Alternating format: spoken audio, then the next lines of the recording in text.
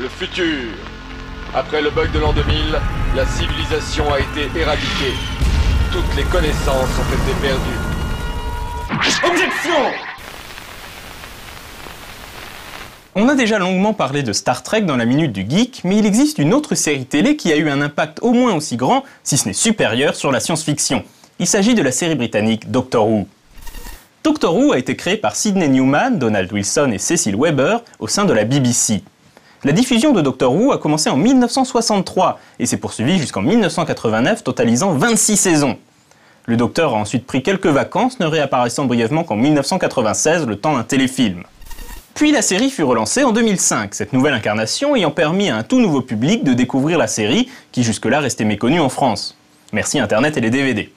A noter que les épisodes produits à partir de 2005 ne sont pas un reboot, mais bien la suite des anciennes aventures spatio-temporelles du Docteur.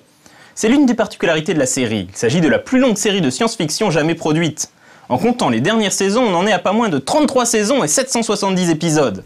Sans oublier les spin-offs comme Torchwood, une série dont le nom est un anagramme de Doctor Who au passage, The Sarah Jane Adventures ou K9. La série raconte les tribulations à travers différentes époques du Docteur, le dernier seigneur du temps de la planète Gallifrey. Le Docteur voyage à travers l'espace-temps à l'aide d'un appareil appelé le Time and Relative Dimensions in Space, ou TARDIS, qui prend l'apparence d'une cabine de téléphone bleue. Il combat diverses menaces comme son ennemi juré, le Maître, ou bien encore les Daleks qui cherchent à éradiquer toutes les autres formes de vie. En général, le Docteur est accompagné par un ou plusieurs compagnons, en général des femmes.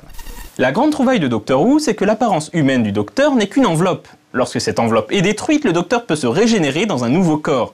C'est ainsi que se justifie l'existence de 11 Docteurs différents, interprétés par divers acteurs, à commencer par William Hartnell, Tom Baker, Sylvester McCoy et plus récemment Christopher Eccleston, David Tennant et le dernier Docteur en date, Matt Smith.